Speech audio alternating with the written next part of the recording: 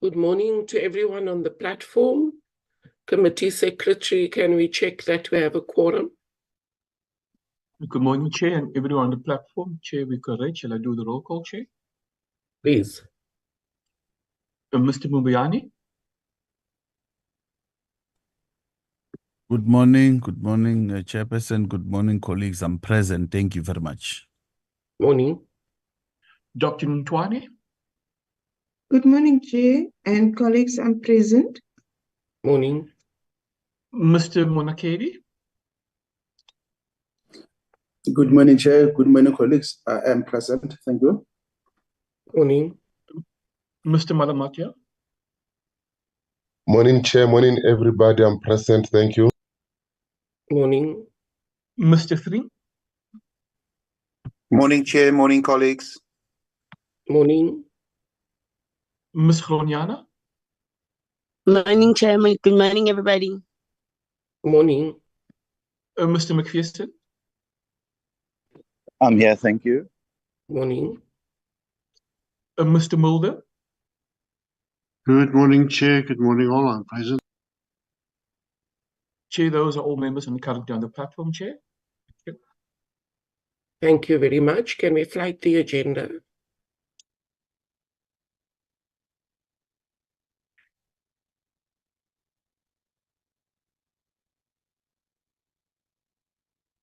Okay, there we have the agenda. Can we check whether there are any apologies, Committee Secretary? Chair, I've not received any apologies yet, but if I do receive, I'll communicate that to you, Chair. Others, all the members may still join us also. I'll keep you posted, Chair. Okay, thank you. Can we then have a move and a seconder for the adoption of this agenda? Honorable Monakedi. Thank you, Chair. I move for the adoption of the agenda. Thank you. And Honorable Mbiani. Thank you, Chair. I second the proposal for the adoption of the agenda. Thank you very much. Thank you very much. Our agenda duly being adopted, the purpose of the briefing from the South African National Accreditation System, known as SANAS, is to engage on its financial and non-financial performance for the first, second, and third quarters of the 2023-24 financial year. This is so that the committee can assess the performance of the National Department against its resource allocation in compliance with Section 5 of the Money Bills Amendment Procedure and Related Matters Act, number 9 of 2009. As SANAS receives a portion of the funding as an annual transfer from the National Department's budget allocation.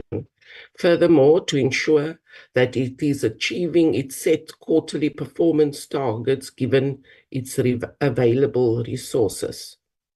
I now hand over to Ms. Matomela to introduce the entity and start the presentation. Thank you.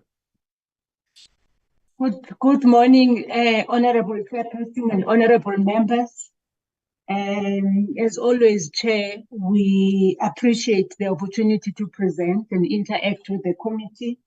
And from SANA's side, Chair, we have the acting CEO, Mr. Mpho Phalwane. Mr. Phalwane will lead the presentation and he will introduce the team that he is with, Chairperson. Thank you. Thank you very much, acting CEO. Mr. Phalwane, you are welcome. You may introduce your team and then proceed with the presentation. Thank you. Thank you very much, Honorable Chairperson. I am here today with the Chairperson of the Board of SANAS, Ms. Linditlo. Recording in progress. She's here with us. And I am also having Mr. Jonas Shai, who is our CFO, and he will be taking care of the financial part of the presentations. And then I have got also with me Mr. Farhad Osman, who is the executive for strategy and development, and he will be taking us through the quarterly performance of the entity. Chair, thank you very much. Chair, Thank you very much. Yeah. Thank you, Chair. Okay, I see that the presentation is already flighted. Chair, I will start. Next page, please. Chair, this is the outline of my presentation, and I'll take you through the overview of SANAS. That will be myself, and then there'll be the performance overview for Q1, 2, and 3, and that will be Farhad, and then he'll take us through the targets that were achieved and targets that were not achieved for Q1, 2, and 3. And then Chair will take you through the summary of the audit findings, the summary of the risk management, and the summary of the financial performance. And then also I will, time allowing, I will touch on the summary of the human resources matters, Chair. Next slide.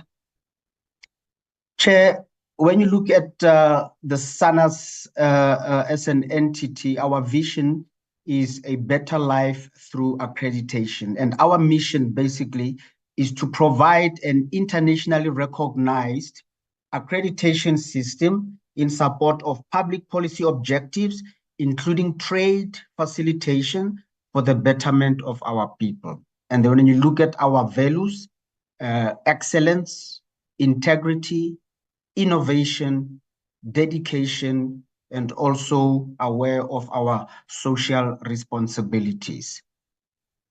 Next slide.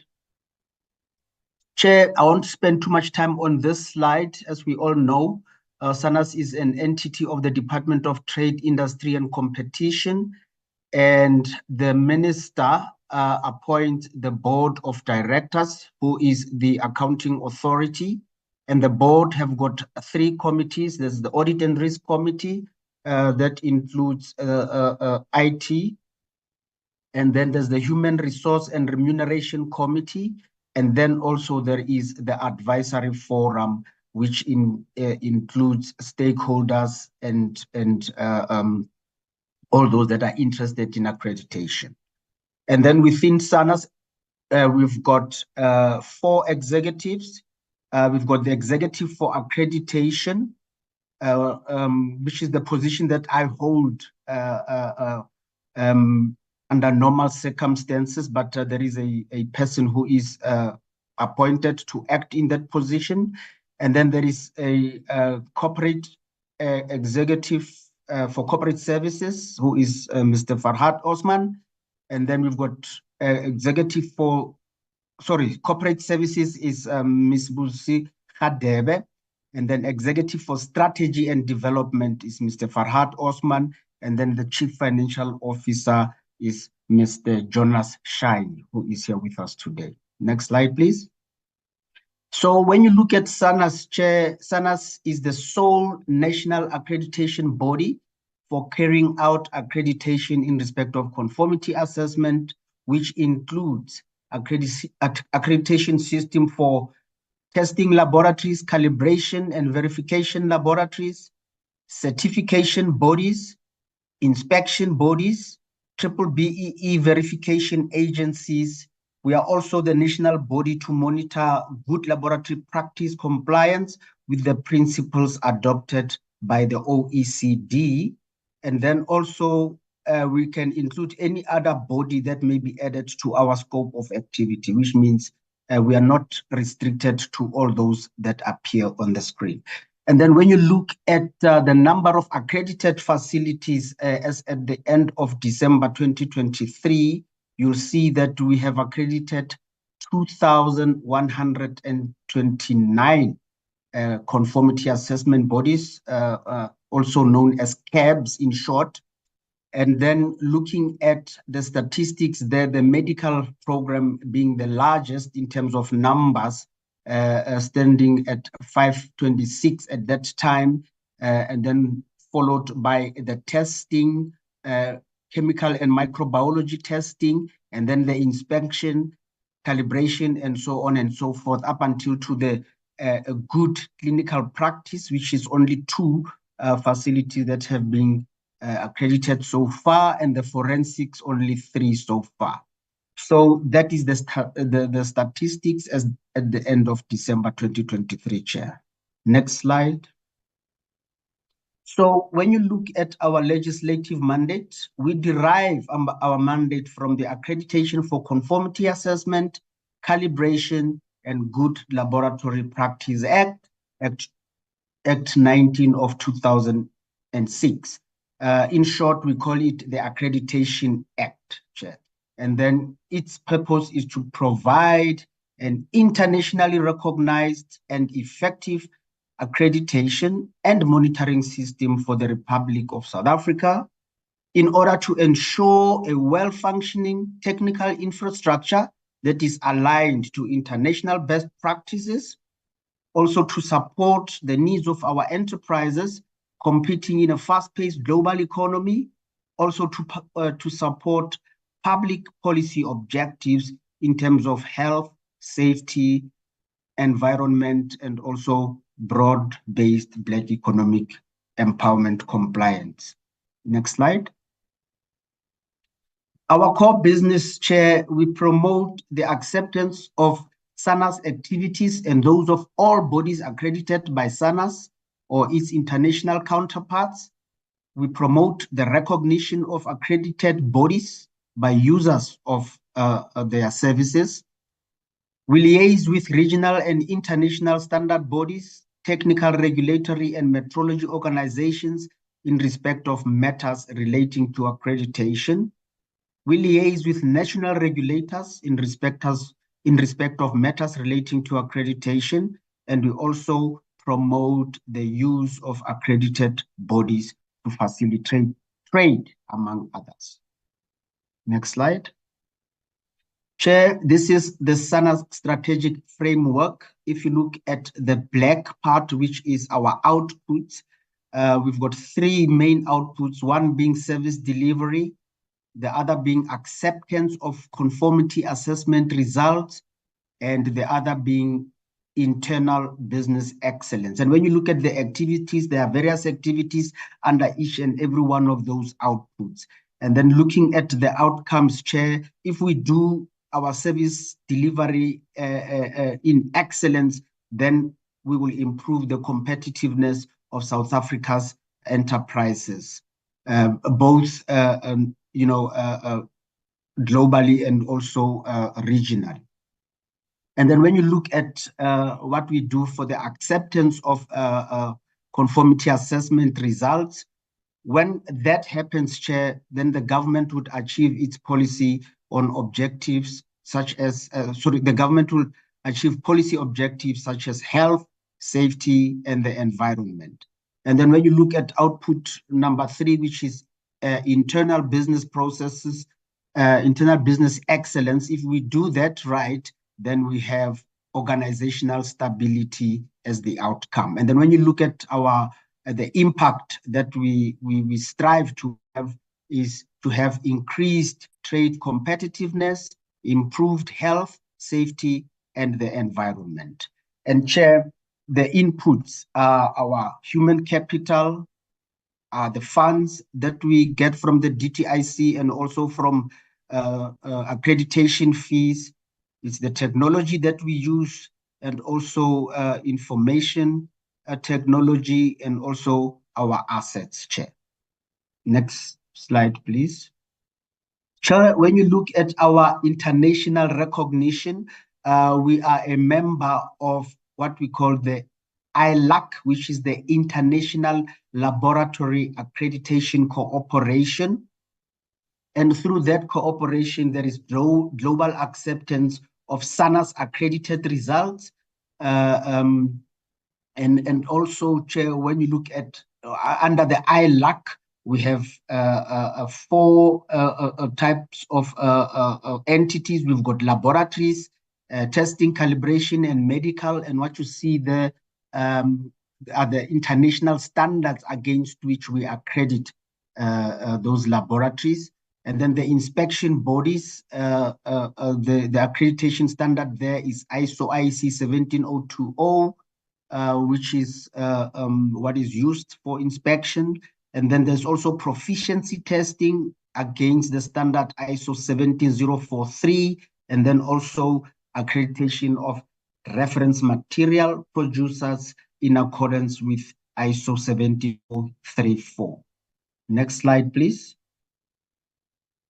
And then when you look at the certification part of our accreditation, we've got product certification, management system certification, and personnel certification, and all are done against those standards there, Chair, that are reflected next to each and every one of those bubbles.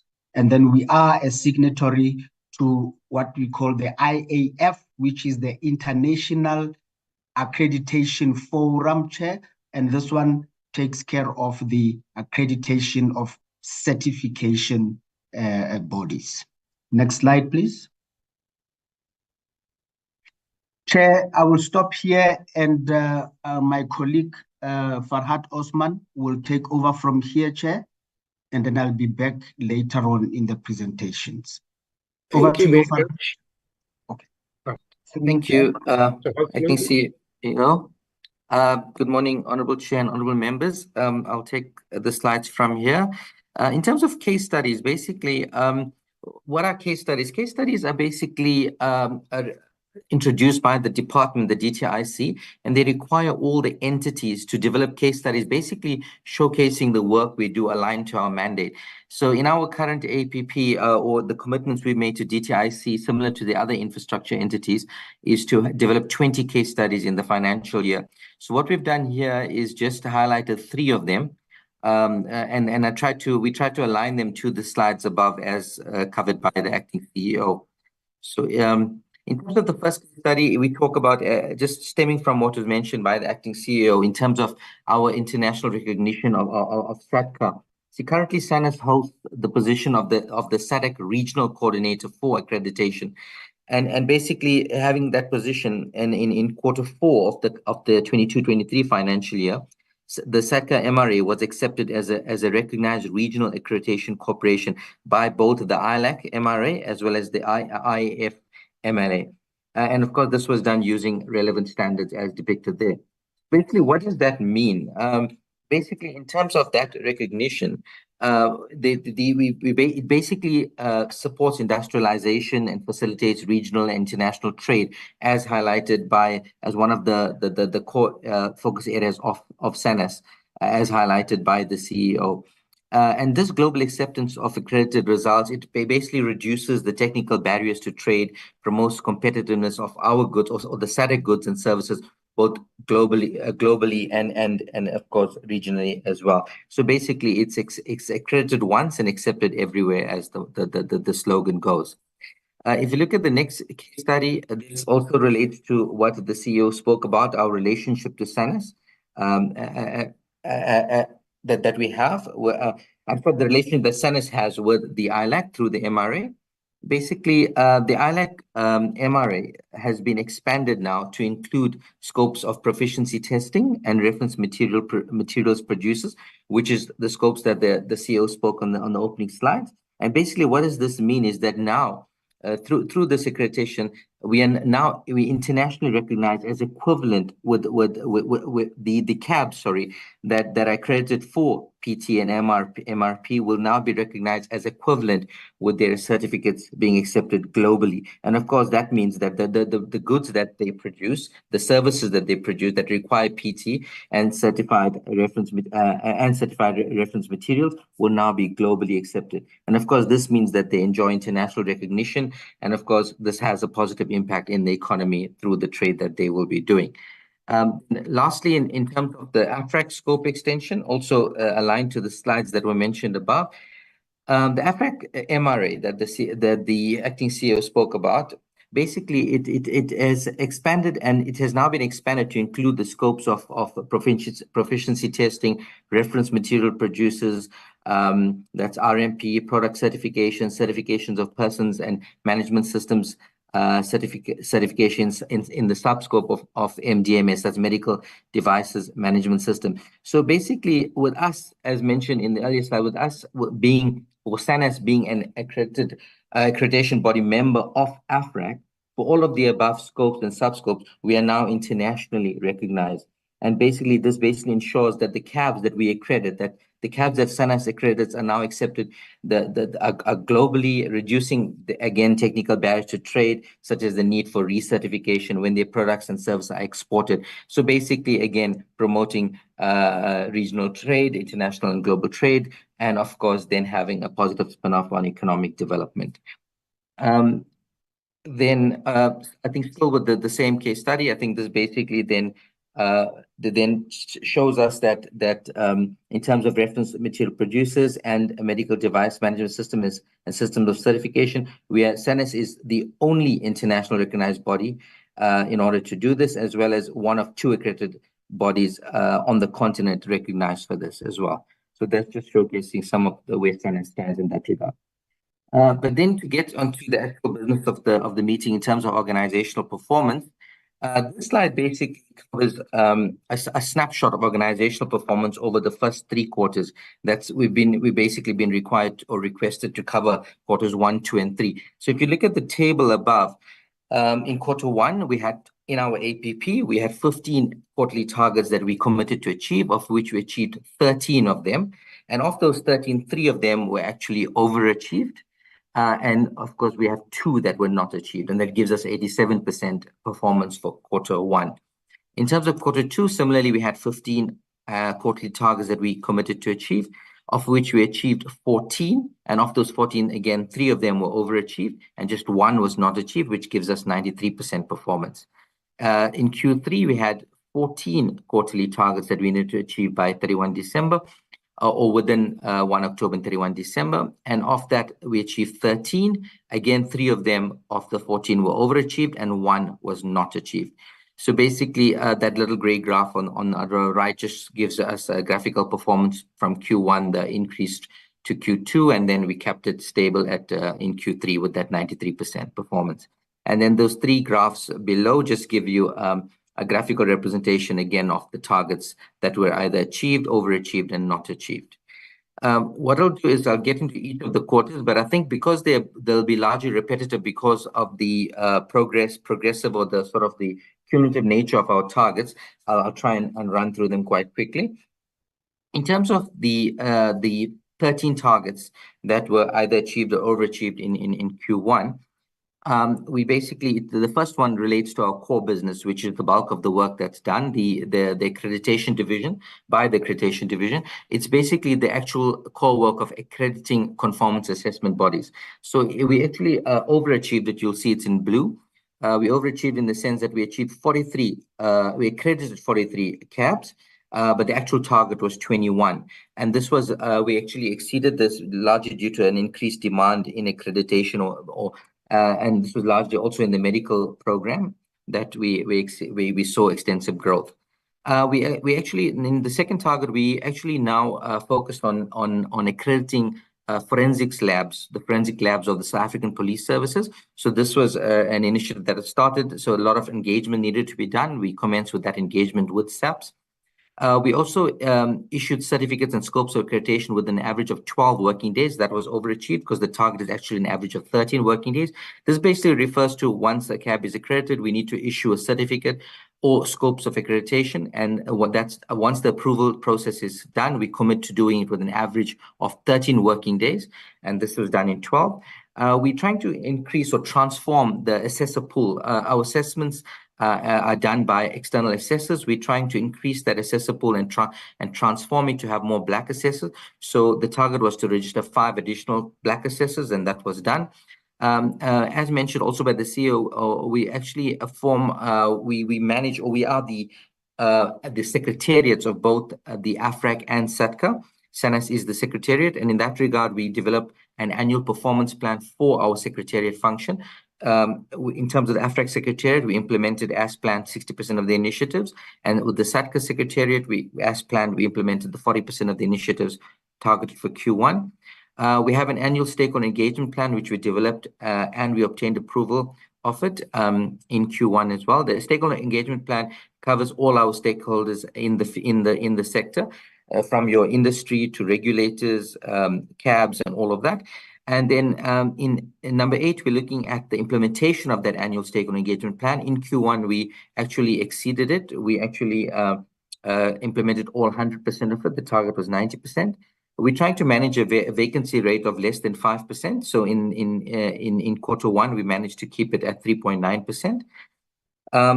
Part of development of new accreditation programs, we're always increasing the programs we have on our books. We're trying to develop we actually developing a biobank program, and in that regard, we identified relevant stakeholders, interested parties, and to commence consultation in that regard. We actually committed to, like other entities or infrastructure entities of the DTIC, we contribute to the relevant output targets of the DTIC group. There is a slide later on that. We developed quarterly progress reports on that contribution, and we developed the Q1 progress report as planned. And we actually achieved 100% of that as well, all the targets that were committed there.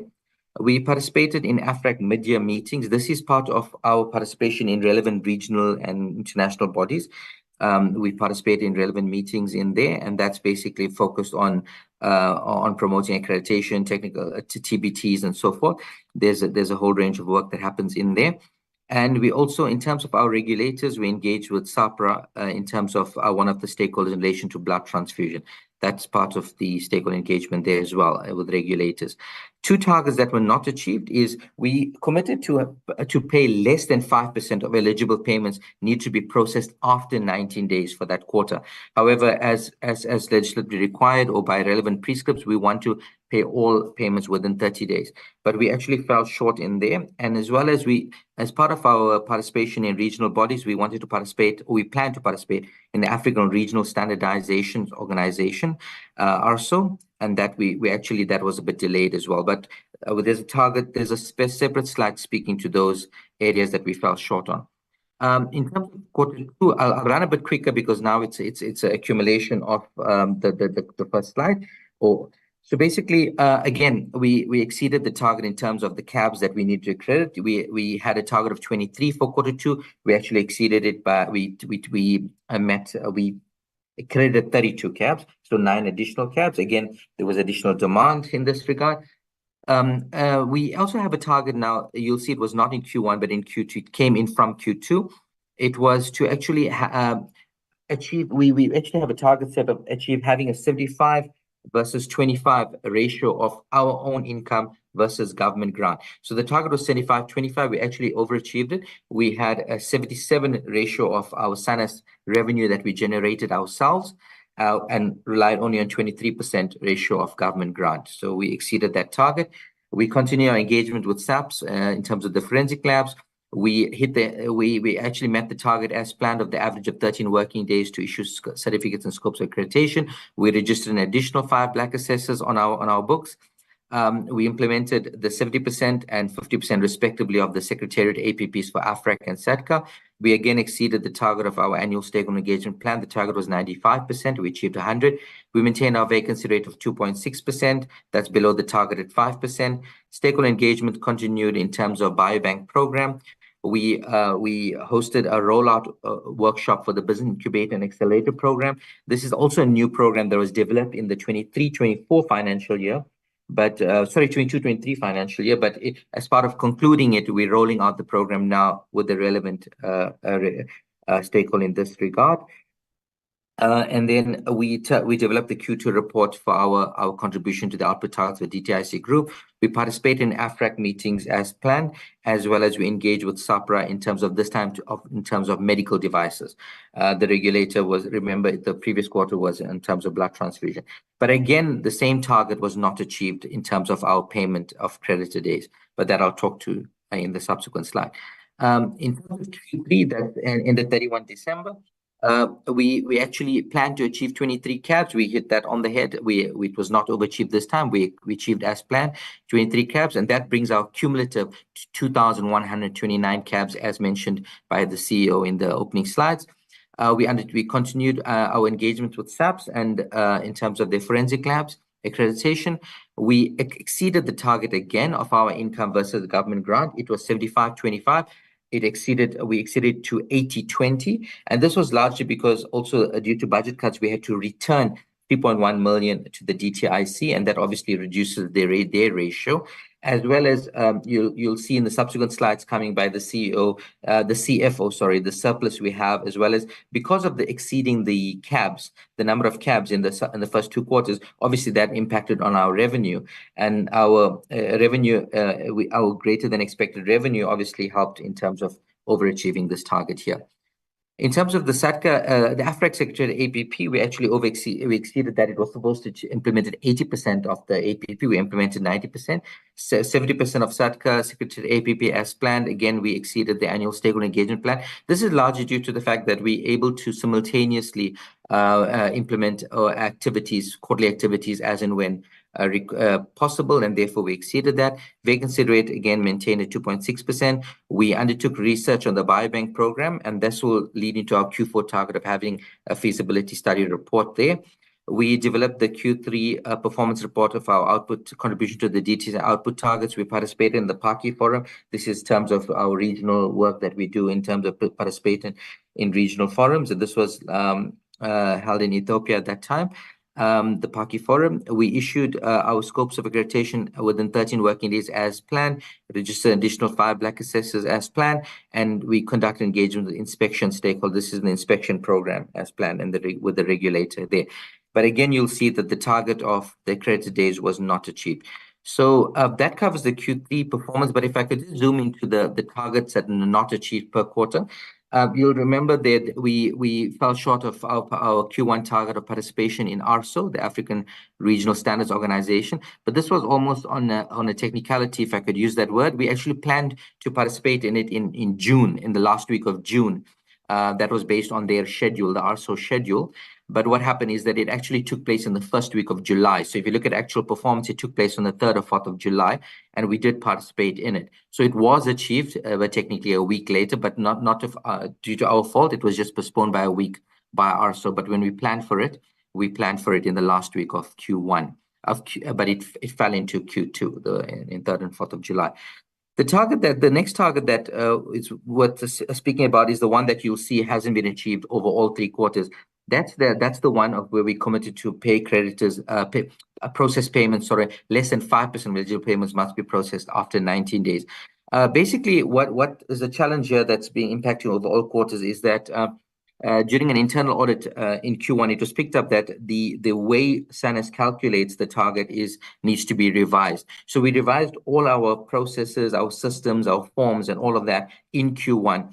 And therefore, if you look at it, let me go to Q2, you'll see that in Q1, we weren't even able to measure it because we were revising all our process and system. So from Q2 onwards, we started implementing the new systems and processes and forms.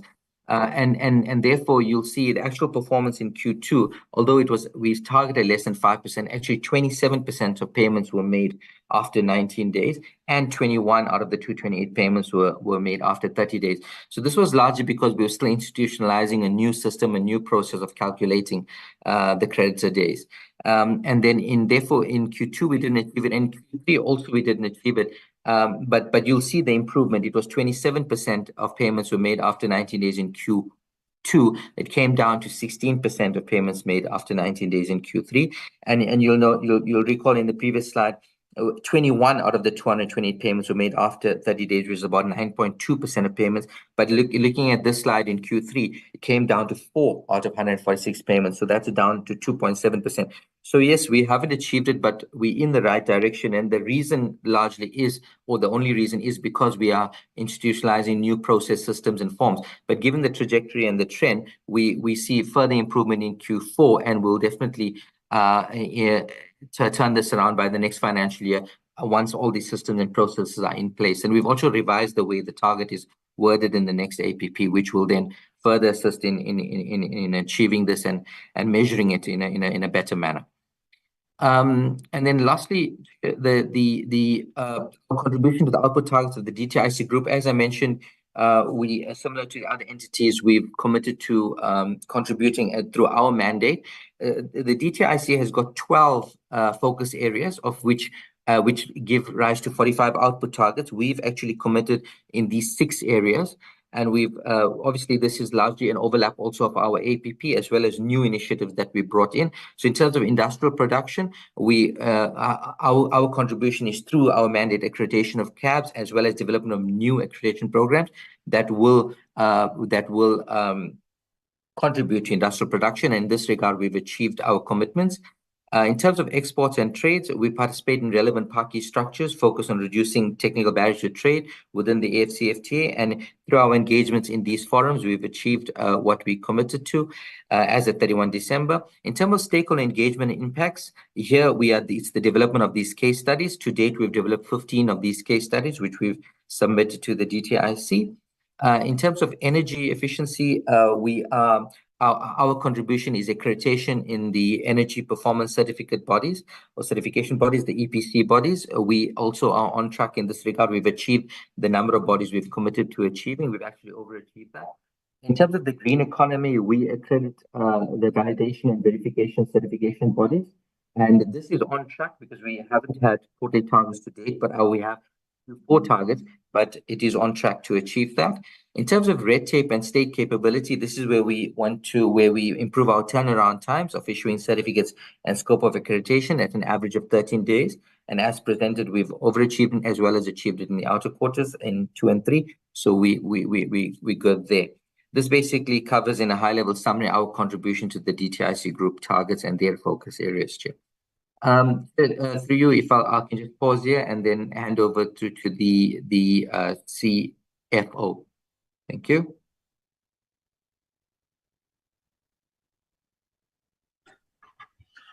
Good morning, Chair. Good morning, honorable members.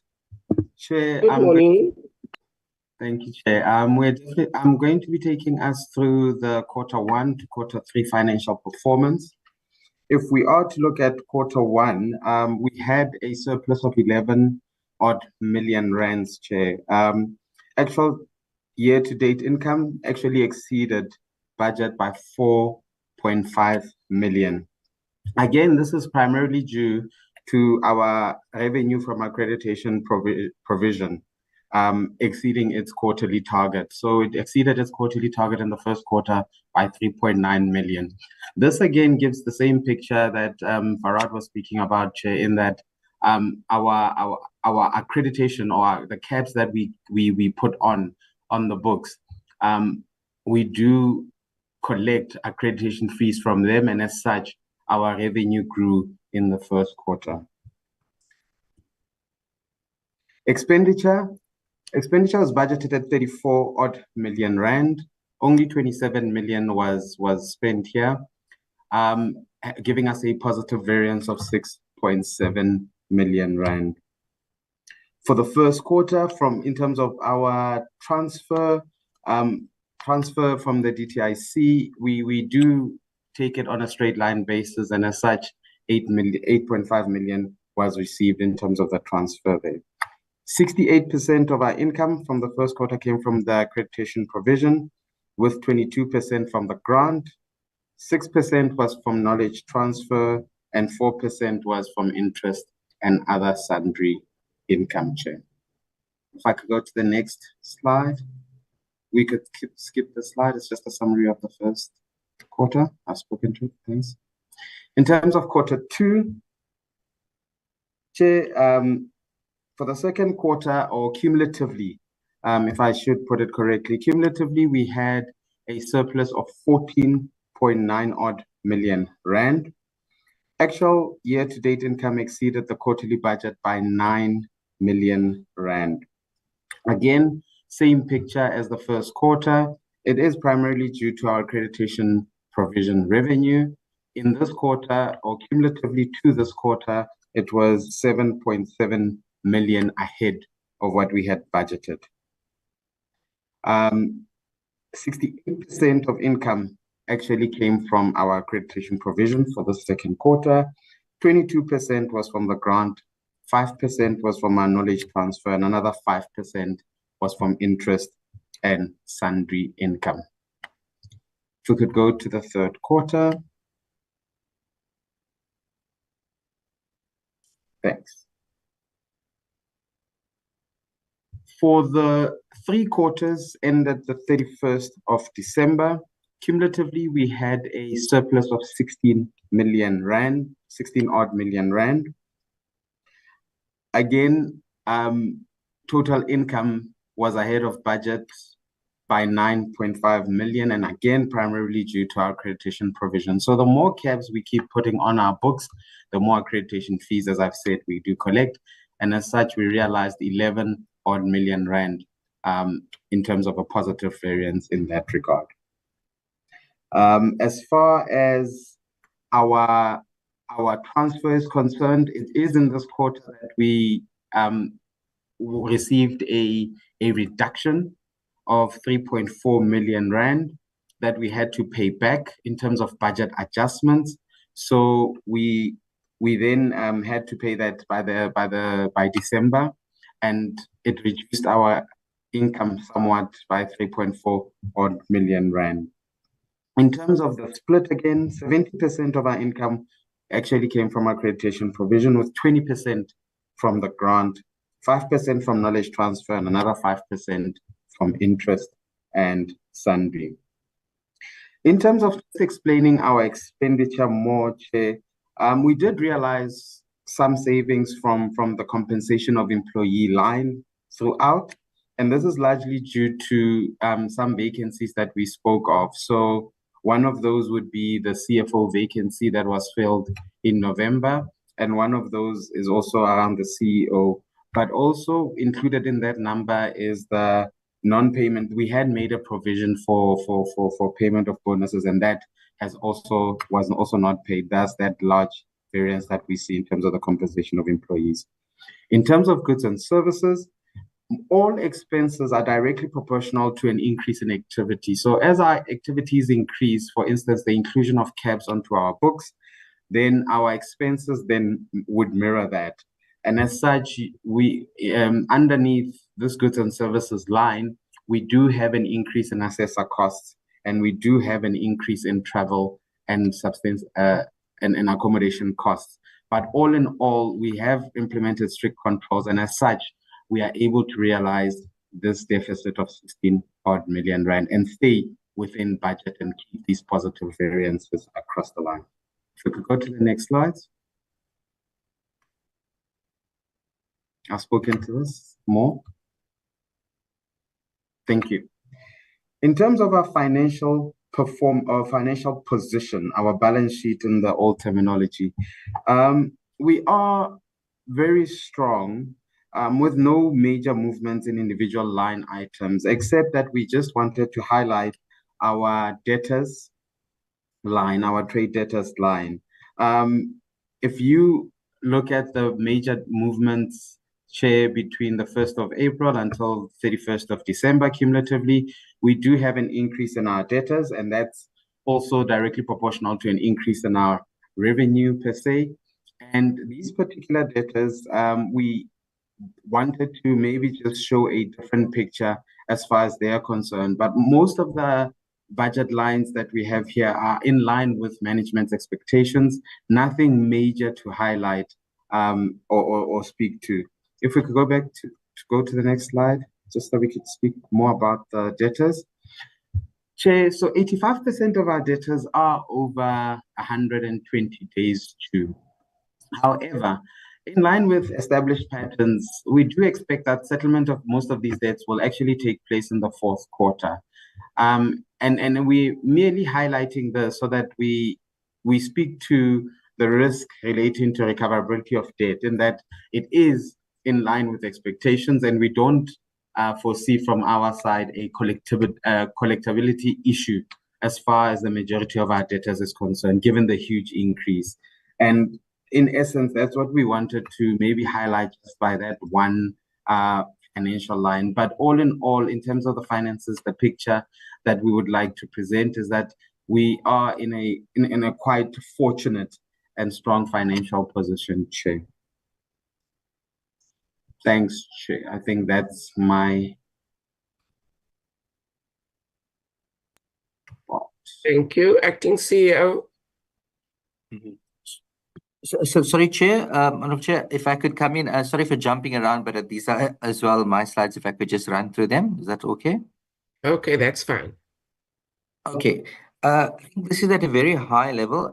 We thought we'd also provide you the status of our audit findings, both internal and external. So in terms of internal audit findings, this slide covers both 22-23 and 23-24 financial years. There were 9 audits that were conducted. That the bar graph on the right actually gives you those 9 audits that were conducted. And what we did is we obviously developed relevant action plans that need to be implemented to address these findings. As at the end of Q3, out of the 62 actions that were due, stemming from these 9 reviews, 55% of them have been completed. And then obviously mitigating measures are put in place to avoid recurrences in this regard. So these graphs just basically tell you that of these 9 findings, 55% have been resolved and they've been verified by the internal auditors. There's 27% or 17 actions are still in progress, while we have not yet resolved, or there's minimal to no progress in terms of 11 findings. That gives us that 18%. So if you look at the graph, I know there's a bit of confusion. I know in terms of the example 11,18, it's not 11,18, it's 11 is the number and 18 is the equivalent percentage of it. The same with all of those stats. So if you look at those graphs there, the bar graph, out of the 9 findings, a bulk of them are doing fairly well. 2 of them will be dropped at 100%. They closed fully. I know we are doing pretty bad in terms of enterprise risk management. You'll see it sitting at 0%, but that's largely due to the fact that we actually only appointed a risk specialist in Q3, and then the priority is obviously to clear these findings. These findings were found in Q3 as well. So we need to clear them, and that's the priority, and we're actually on track. So with the next review that will be done, the due date of 31 March, we envisage all of them to actually be concluded, and so we should be back on track there. That's the internal audit findings.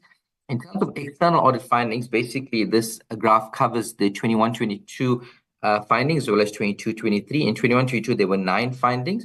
4 findings. In 22-23, there were 9, gives us a total of 13 findings.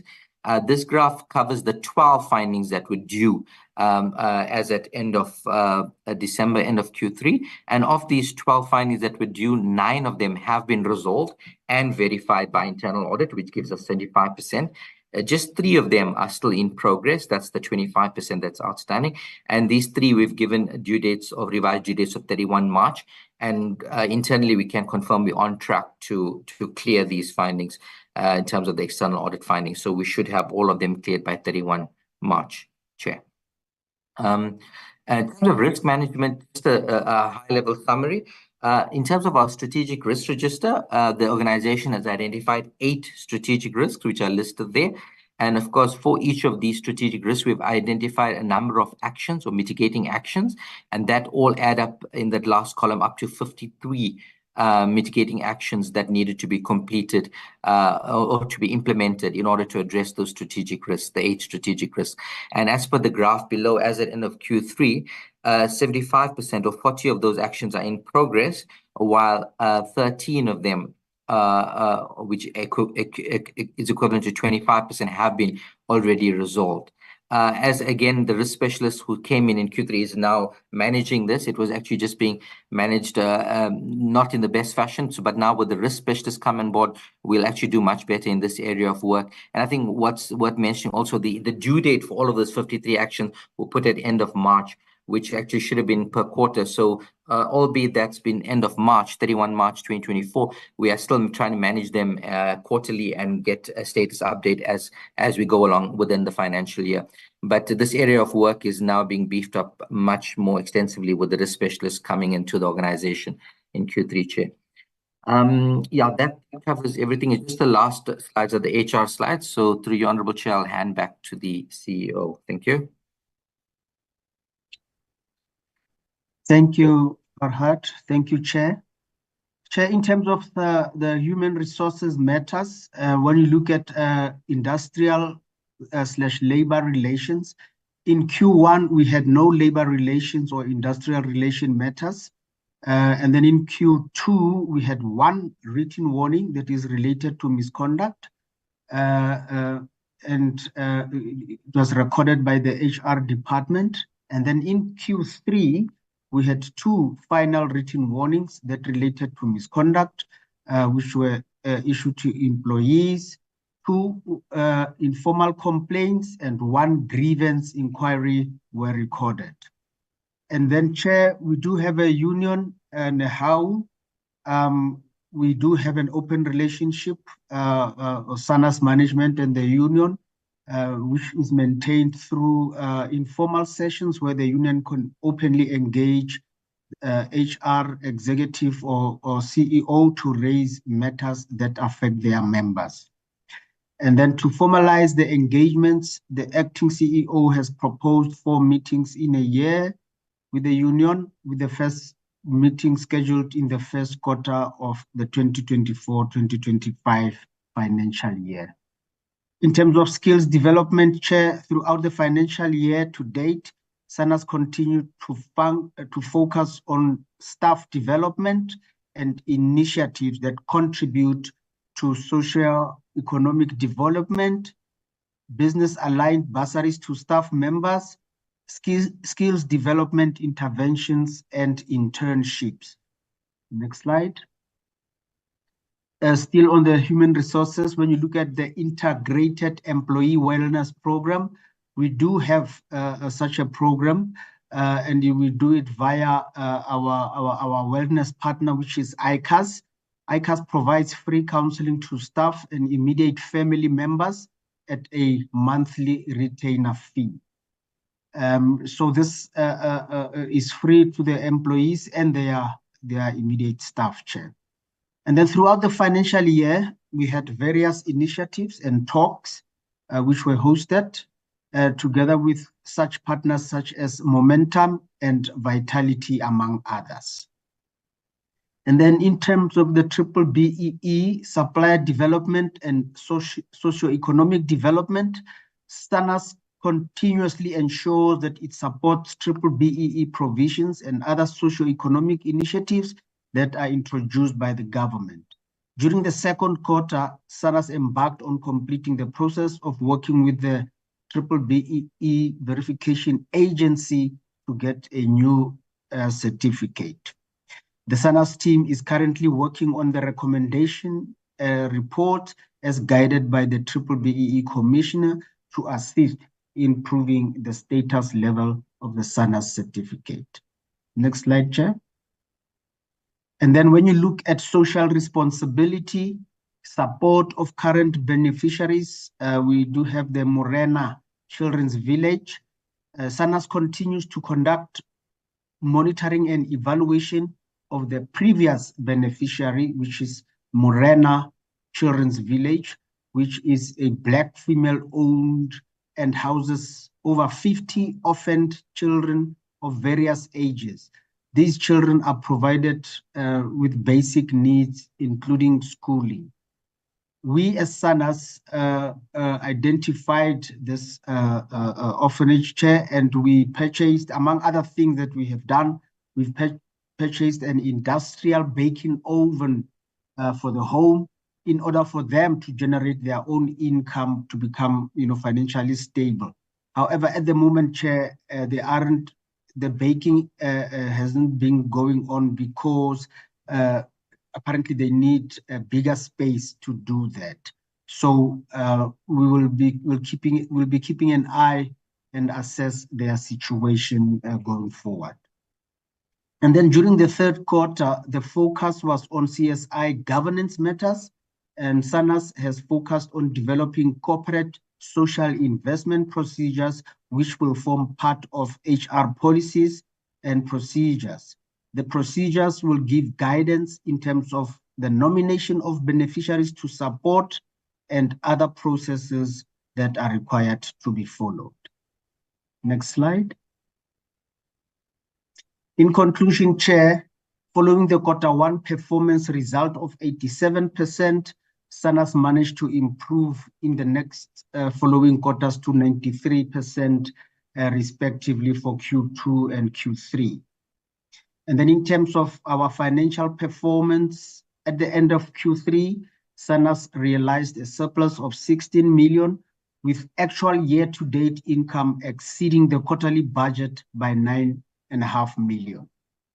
With regards to implementing audit recommendations, we know that there is room for improvement, and the implementation of the action plan has been prioritized with the aim of clearing all the findings by the end of Q4 or the end of this financial year. Lastly, SANAS has concluded the development of its 2024-2025 APP focused on identified priorities in line with output targets of the DTIC group. Chair, I think that's the end of the presentations I submit. Thank you. Thank you very much, Acting CEO. Committee members, we're doing quite well on time, so I think we'll take the questions and responses and then conclude our deliberations for the day. So can I take hands for interaction with this presentation?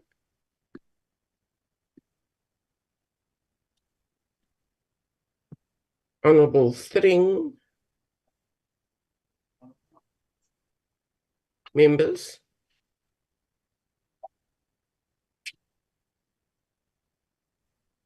Honorable Thring, you may start. Others will join us. I see Honorable Monakedi and Honorable Mbuyani. Honorable Thring? Can I go ahead, Chair? Yes, you may. All right, thank you. Thank you, Chair. Chair, firstly, let me express appreciation for the presentation. I think also in particular, the achievement of SANAS's positive contributions to output targets of the DTIC group. I just have 3 questions, Chair. The first is, what are the overlaps between SANAS, NAMISA, and SABS? In particular, I noticed that SANAS also deals with aspects which possibly NAMISA and as well as SABS deals with, and how are they actually dealing with, for example, in calibrations, but how are they actually dealing with these overlaps? So what are the overlaps and how are they dealing with it? Second, Chair, is just a concern with regards to the late payments, the after 19 days and 30 days. And it's concerning because the late payments to the creditors it affects your cash flow, particularly if it's a small business. And when small businesses who do not have the cash flow of bigger businesses, it can actually result in the closure of those small businesses. Now blaming it on the new system calculation being institutionalized doesn't hold water. There was a decline in the payment on 19 days in the second quarter to the third quarter from 27% to 16% achievement. For the 30 days, from the second to the third quarter, it went from 9.2%. Now, they didn't give us the percentages, they just gave us the numbers. But when I calculated it, it's from a 9.2% to a 2.7% achievement rate. And that's dismal, Chair. In particular, noting that you've had 6 months in which to fine-tune the new system. So my question is then, what is going to be different in the fourth quarter if you couldn't fine-tune the new system within 6 months? What's going to be different? Bearing in mind that particularly your small businesses that we are desperately trying hard to get off the ground in South Africa because of our poor economic performance currently. We cannot be adding to the hardships of small businesses. And Chair, I think in my opinion, this is something that we're going to have to keep an eye on, and something that must be a red flag as we look for the future reports, particularly coming to the fourth quarter. And then just the third question is on the summary of external audit findings. There's a total, it is indicated there's a total of 13 findings, but in terms of the reporting on progress of those findings, there's just a reference to 12. So one is missing. Why is there this discrepancy? So just the discrepancy of one, but why is there discrepancy? Thank you, Chair.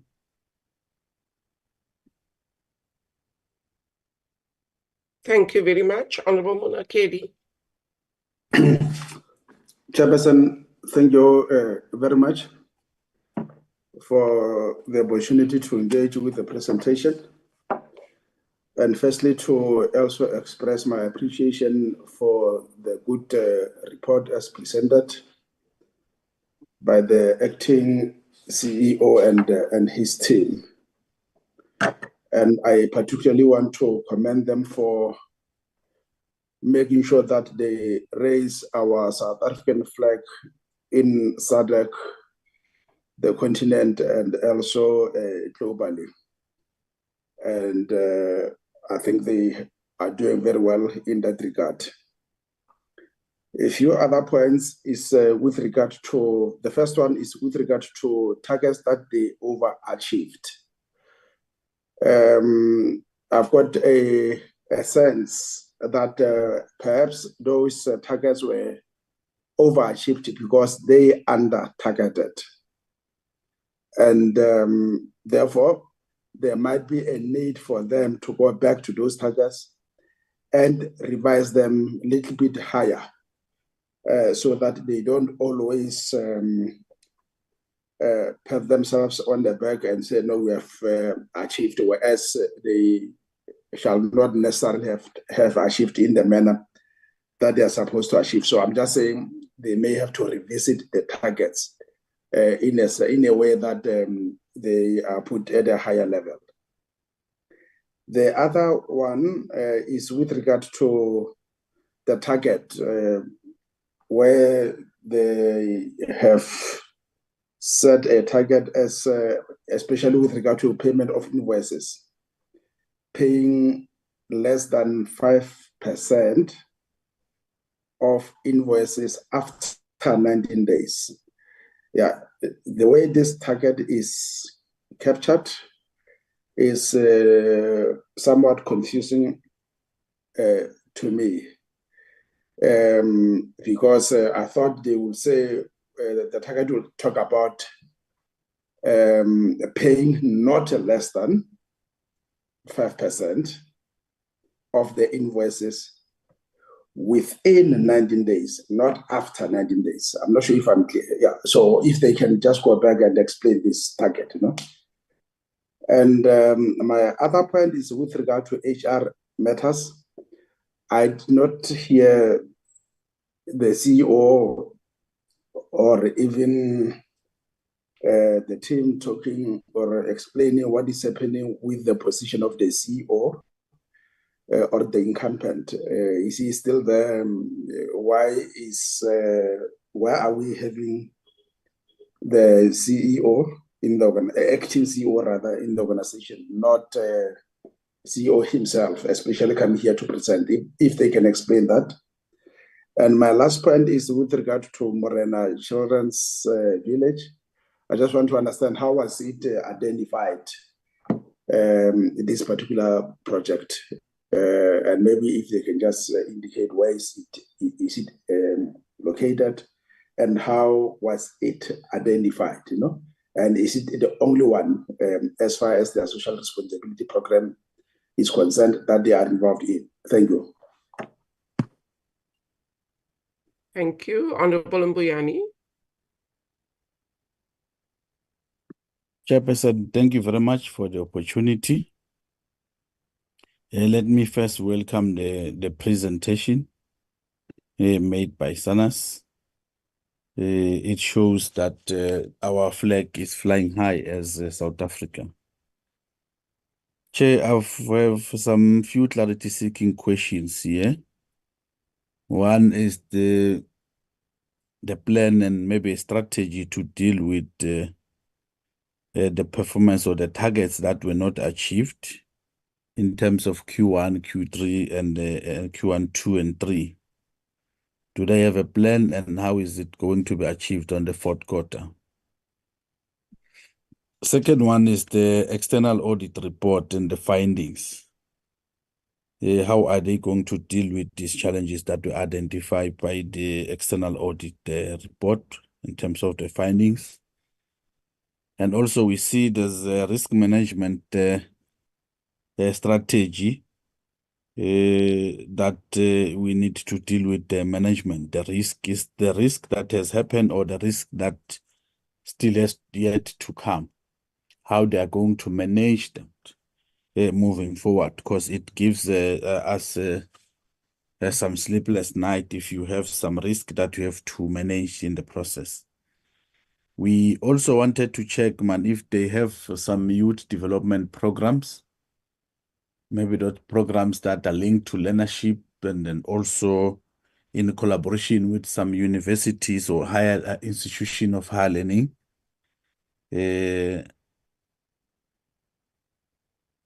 We welcome also the social responsibility that has been indicated there. Also, we feel that if they can identify more to the more rural areas, and also that they can be able to identify more rural areas and areas of need where they can be able to deal with this. Maybe the last one, Chair, will be the awareness and education program. Do they have a plan in terms of awareness and education program, more especially to rural areas? Because if you can check if SANAS is dealing more especially with this triple BEE, people are being robbed of their monies. They registering triple BE with a lot of money in terms of consultant and so forth. Is there a stakeholder management program also including the awareness also on those rural areas where they can be able, because some of them, they don't have TVs, they can't read newspapers, but you need to be physically there to them and try to understand their issues and also brief them in terms of the process of SANAS moving forward. In a nutshell, Chairperson, we need to really welcome and congratulate SANAS in their endeavor to transform this institution. Thank you very much for the opportunity. Thank you. Dr. Ntwani. Thank you, Chair, for the opportunity. I want to commend SANAS on the presentation that they have made. I just have a concern with regard to the location of the CSI program. But I must also commend that I commend SANAS on the program itself, that the location of the CSI program is under human resource. And human resource, if you look at your corporate services, human resource is one of the units or the elements under corporate services. And normally, if you look at other SOEs, your CSI program and stakeholder relations program is in a different unit. It's not under human resource, because human resource in itself is quite comprehensive, and community social investment is also quite comprehensive. And I was just concerned about the location of the CSI program under club together with the human resource program. So, Chair, that in itself is my concern. And the question is, why is it like that? Thank you, Chair. Thank you very much. There being no further hands, unless Honorable Thring, you have a further question. Can I check? No, Chair, no further question. Okay. Maybe a legacy hand if it is. Yeah, Thank just you. lower your hand. Acting CEO, there's the questions from the portfolio committee members. Thank you very much, Chair. I will endeavor to answer some, and some I will defer them to my esteemed colleagues. Going back to Honorable String's questions, the first one is, what are the overlaps between SANAS, NIMISA, and SEBS? Chair, I would say each and every one of those entities have got their mandates. So our mandate, SANAS's mandate, is accreditation. The mandate of SABS is standardization and standards. And then the mandate of NIMISA, which is the National Metrology Institute of South Africa, is metrology. So there aren't any overlaps in terms of those mandates. However, there are interactions between us. For an example, when you look at the SEBS has got laboratories, the SEBS has got inspection bodies, the SEBS has got certification bodies, and all of those are accredited by SANAS. Similarly, there are laboratories at NIMISA, metrology laboratories, and all of those are accredited by SANAS. As SANAS, part of our accreditation of calibration laboratories is measurement traceability. So we rely on NIMISA for that service. And as part of accrediting the conformity assessment bodies, we've got the South African Bureau of Standards, and that is where we get our standards from. And Chair, over and above that, we do have forums as the CEOs of these institutions where we talk about things of common interest, such as how do we go about addressing the needs of the DTIC in terms of the project that we are we find ourselves having to do. So there are more a synergy rather than a conflict between our mandates, Chair. I hope I've answered that question.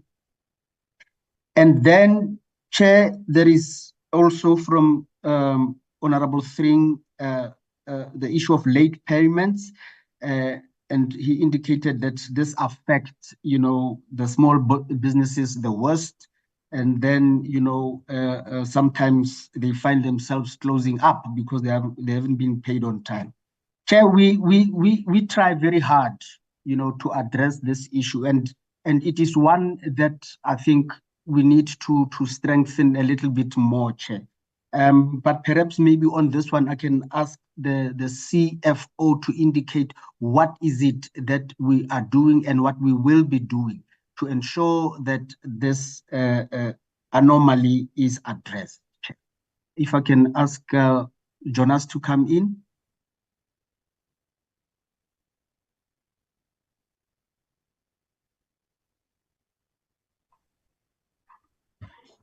So I'm going to be speaking to the Honorable Things second question, and Honorable Monagedi also, it's the second question that was asked, and Honorable Mbuyani spoke to the plans and strategies for things that we haven't achieved. So all of those three questions I will club into one because it speaks particularly to this issue.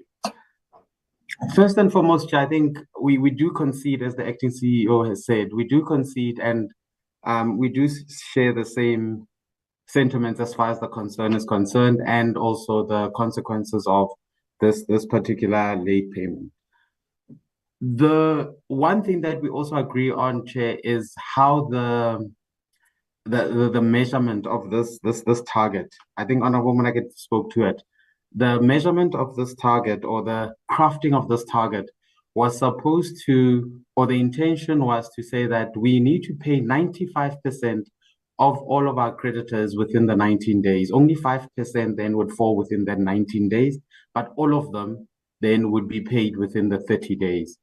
I think that's what we wanted to achieve. And it's specifically around the small small to medium enterprises, where we wanted to give them cash as soon as possible so that they can continue with their businesses. So what has been the major problem here, Chair, is that we are largely, or our processes were largely manual as far as the processing of these invoices is concerned.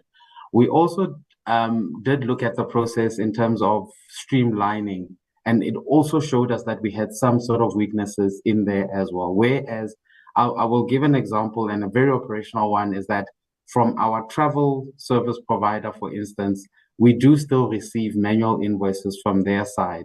And the time between when they give us those invoices, when the service is made, and when we actually do the payment stretches out simply because it's such a manual process. So in terms of what are the plans directly so speaking to this, is we are trying to automate, or we do have the systems to actually automate. We've gone out to procurement in most of these areas, and we have actually gotten the systems in the last quarter or so, which is why we are so confident in terms of the improvements that are still to come in this last quarter and also in the beginning of the year. But to summarize it, Chair, we are automating most of our processes. That's our number one plan. And we are also streamlining them so that we can actually make these payments quickly. We did have issues with the measurement of the target. That was one. We did have issues with just how manual we were. That was the second contributing factor. But as I said, the major plan as far as this is concerned is the automation. And then I do agree that, we do agree that as we come through to the portfolio committee, it is one of the targets that we will give more meat to in terms of explanations in the future. Thanks, Chair.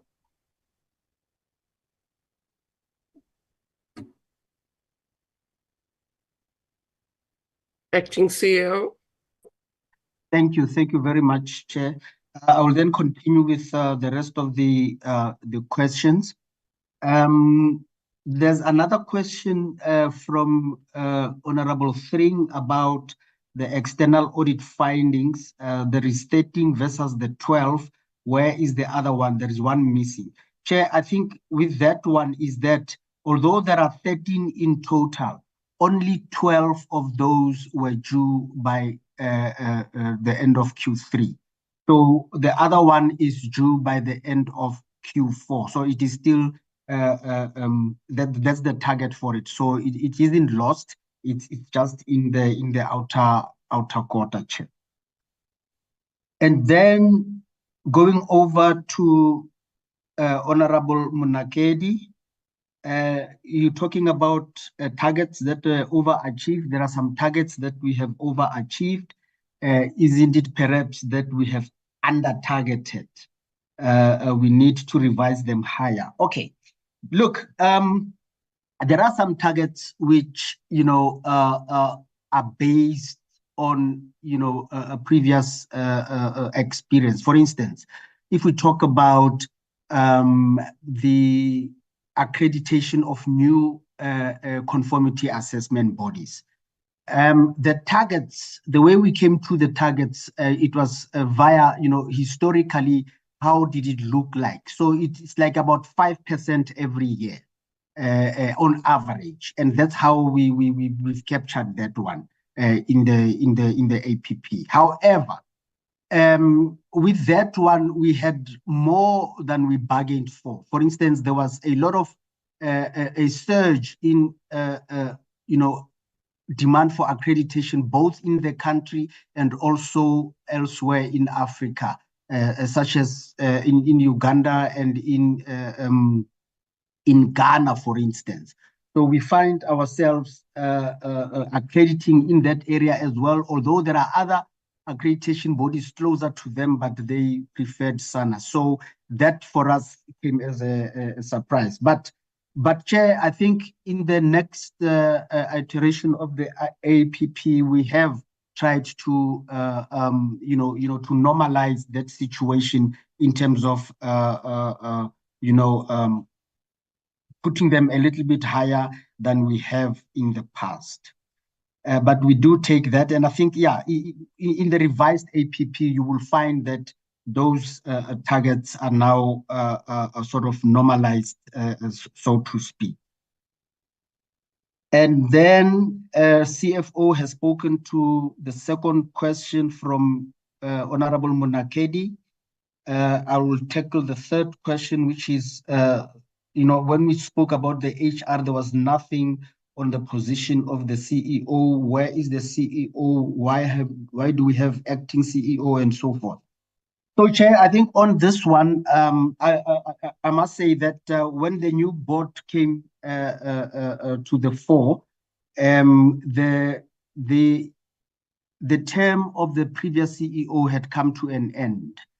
And Chair, I know that there has been some recruitment interventions by the board, and because I am sort of conflicted myself in this area as a board member, I have been asked to recuse myself when these discussions come in, Chair. But however, we do have our board chairperson in the house, and I don't know maybe if she wants to address this one. I think my knowledge of this one is very limited because of the perceived conflict of interest, Chair. I don't know if she wants to attempt this one, Chair. Thank you very much, Acting CEO. My apologies, Board Chairperson. I was not aware that you were on the platform, because traditionally we allow the Board Chairperson to make some opening remarks before we receive the report from the entity. Board Chairperson, I see it's Chloe. Ms. Chloe. Yes, still good morning. You are welcome. My apologies. Thank you very much. I do acknowledge that. I'd like to say my good morning to the members of Parliament in terms of the sitting, as it were, and also to reflect that indeed the acting CEO is quite correct to say that the board has been working on this. And even in my reiteration to the parliamentary committee in the last sitting when SANES was invited, I did indicate that we were working on that. The process is still unfolding. We have since found somebody who is appointable. In fact, candidates were forwarded to the DTIC for the minister's concurrence. The board still awaits the feedback from the minister. As soon as we receive that, we are hoping that appointment of a new CEO will be done, Chair. Thank you. Thank you very much, Chairperson. Can I just check when you referred the candidates to the minister? The referral was done on the 7th of August last year, Chairperson. Okay, I think that's quite a significant amount of time that has elapsed. And I think we will probably inquire from the minister why there's been a delay in the appointment. Thank you very much, Chairperson. Can I check now, CEO, are there any other outstanding questions to be responded to? Yes, Chair. Yes, Chair, there are, and I will go to the You may next one. proceed. Thank you. I'll go to the next one, also from Honorable Monakedi. He asked about the Morena Children's Home. How was it identified, and is it the only one? So this was in our previous financial year, Chair. And how we identified it, we asked the SANA staff to give us the names of indigent organizations like this that they know of. So that is how we identified this particular one, and it is in the Northwest province.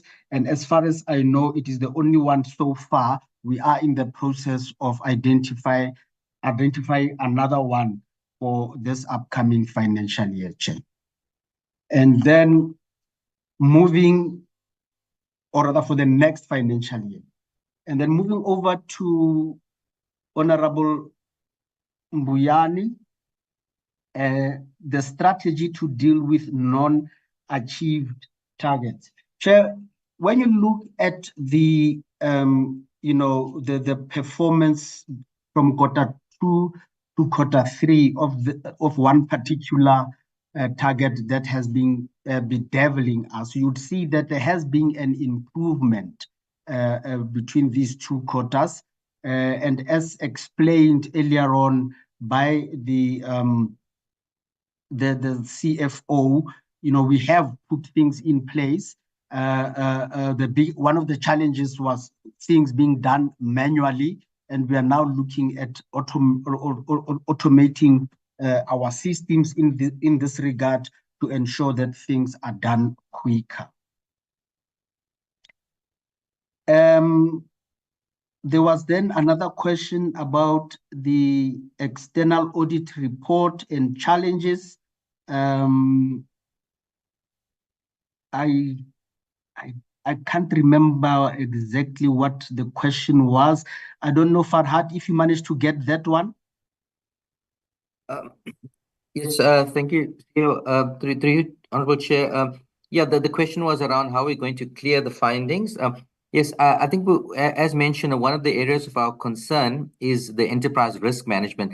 That's where there's 23 findings, of which none of them have been resolved. And as mentioned, if we resolve that area, we'll then turn things around quite drastically. So in that regard, we actually have, as mentioned, it was an area that was not receiving the attention it deserved. But now that we have a dedicated resource in the risk specialist that's been recently appointed, that is the priority area for us. And therefore, we've developed a detailed action plan as well. And we get weekly updates in this regard, as well as the ARC is playing our Audit and Risk Committee, which is a committee of the board, is playing a key role in this, in oversight in this area. So that's how we're going to clear the findings, especially in the ERM section. And as mentioned, once that's cleared, we'll see a drastic turnaround in terms of the picture that we presented, Chair. Thank you. Thank you very much, Farhad. If I may continue, still on Honorable Mbuyani's questions, he asked about collaboration with universities and other institutions of higher learning. I must say that this is one of the areas that we have done very well because we have conducted presentations at some universities, like in KZN and in Northwest and also around Gauteng. We've had those interactions with the universities where we tell them about the technical infrastructure and also about accreditation specifically, because at that level, they do not know anything about accreditation, about standards, about metrology. So we do have collaboration in that regard. Over and above that, universities and technicons, that's where we got some of our technical expertise to carry out assessments for us. In some areas, the expertise is very, very rare in the country, and sometimes you find it within the institutions of higher learning, and that's where we go to get the expertise. And then awareness and education program to rural areas. Chair, with this one, Chair, we do have our marketing department, and they've done a brilliant job in terms of outreaching to the rural areas. For instance, we have done talks at various small rural radio stations. We have reached out to them. I think it was in the past financial year, and I think we reached over 50, more than 50 or so rural area radio stations where we spoke about accreditation and also about the work that some of our counterparts do, like the SEBS and NIMISA and the National Regulator for Compulsory Specifications. So we do have those outreach programs, and it's in our plans to continue with that in in the next financial year. Chair, the details of those will be found in our the actual quarterly report. The details of our outreach programs are in there, Chair. And lastly, from Dr. Ntwani, a concern with the location of CSI program under HR in lieu of under corporate services. I think that is a very good observation. The CIS program are actually under corporate services. They are headed by our executive in corporate services, Mrs. Busi Khadebe, and HR also is under corporate services. So maybe the slide is a little bit confusing. Instead of saying corporate services, it lumped everything under HR. So it is corporate services. That's where it is sitting. And then under corporate services, we have IT, we have marketing, we have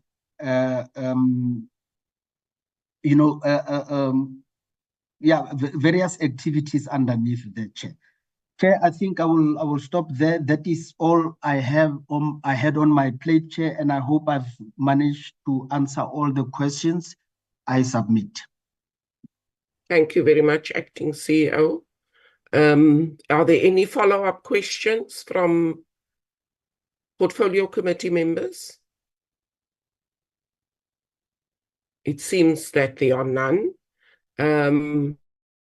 So that concludes our deliberations with SANAS today. We will, as the Portfolio Committee, or maybe I must give an opportunity to Ms. Matomela if she knows how far the process of the appointment of the CEO is, seeing that the recommendations from the board has been with the minister for 6 months. Ms. Matomela.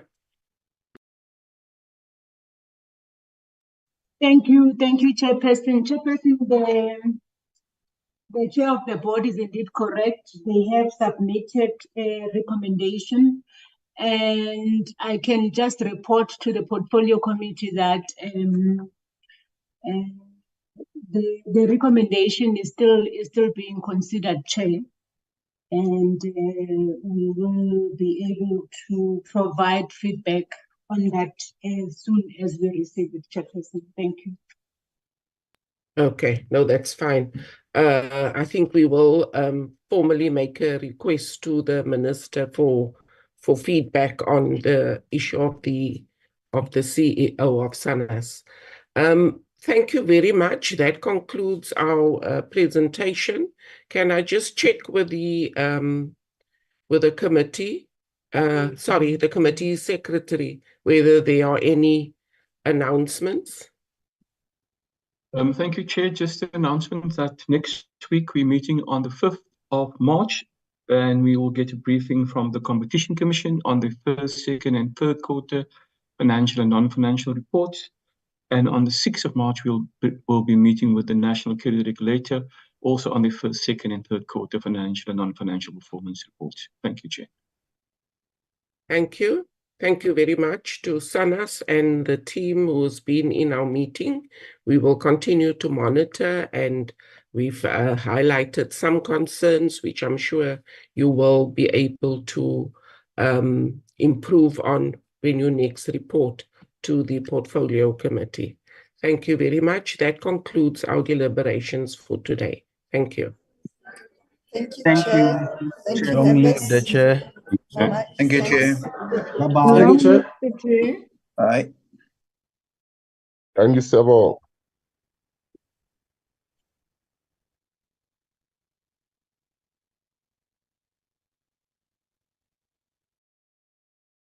Recording stopped.